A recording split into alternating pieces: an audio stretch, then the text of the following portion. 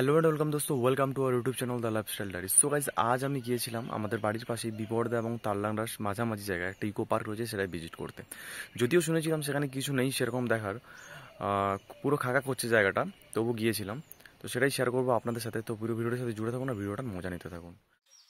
So finally খাওয়া দাওয়া সেরে স্নান টান সেরে আমরা বেরিয়ে পড়লাম চুচুড়িয়া ইকো পার্ক যাওয়ার উদ্দেশ্যে।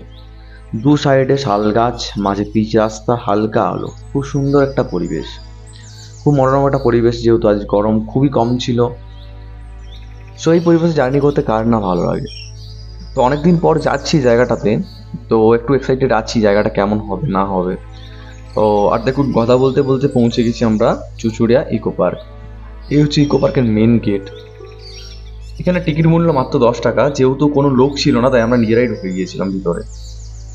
এত দূর থেকে এসেছি, আবার ভিতরে না গেলে হয়। সো এই হচ্ছে ভিতরের এরিয়া।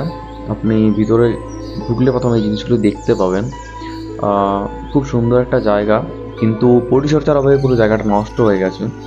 আর আমার সবচেয়ে ভালো লেগেছিল এই জায়গাটা, খুব সুন্দর একটা বসার জায়গা। চলুন একটু কাছ থেকে দেখে আসছি জায়গাটা। দেখে তো মনে হয় না কোনোদিন ঝাড়ু দেওয়া হয় জায়গাগুলোতে।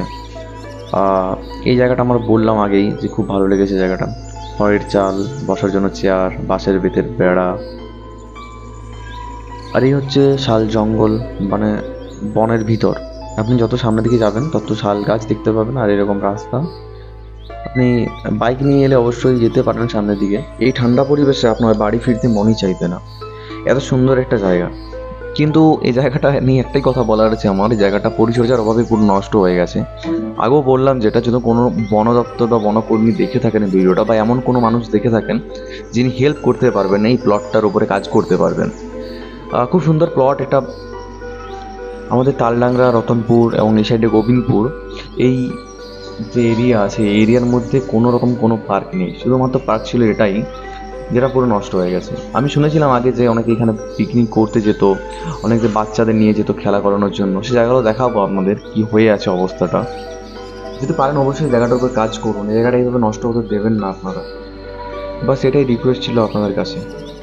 চলুন এবার আমরা বাচ্চাদের ওই জায়গাগুলো দেখাই আপনাদের। এ হচ্ছে ওই জায়গাটা যেখানে বাচ্চারা খেলা করতো আর কি, বেসিক্যালি। তার মধ্যে এটা হচ্ছে একটা জায়গা। এই হচ্ছে একটা পাথরের খুব সুন্দর একটা মূর্তি আমার চোখে পড়েছিল, খুব ভালো লাগলো এই মূর্তিটা দেখে। কিন্তু প্রচুর শ্যাওলা পড়ে গেছে এই মূর্তিতে, মানে মূর্তিটা ঠিকমতো পরিষ্কার হয়নি বলেই হয়তো এরকম হয়ে গেছে। আর দেখুন, খুব পাতা পালা পুরো ভরপুর হয়ে গেছে। এই হচ্ছে বাচ্চাদের দোলনা। আর ওই সামনে যে টিনের ঘরটা দেখছেন, আমার সম্ভবত মনে হয় ওইখানে রান্না বান্না হতো আর কি, পিকনিকের জন্য যারা পিকনিক করতে আসতো। আর এই হচ্ছে বসার জায়গা, খুব সুন্দর একটা জায়গা। আর এই হচ্ছে দোলনা। এই শিকড়গুলো পুরো মরচেতে ভরে গেছে, আপনি বুঝতে ভয় পাবেন মাঝে ছিঁড়ে না যায়। আর এই হচ্ছে আশেপাশের এরিয়া। যেহেতু আমরা যখন ছিলাম ওইখানে কোনো রকম কোনো মানুষজন ছিল না। তো আমরা আশা রাখবো জায়গাটার উপর যদি কাজ করা হয় বা এই জায়গাটা যদি ঠিক মতো বানানো হয়, তাহলে অবশ্যই সেখানে মানুষজন আসবে। ওই পার্কের ঠিক সামনে রয়েছে বিবর্তার মেন মার্কেট।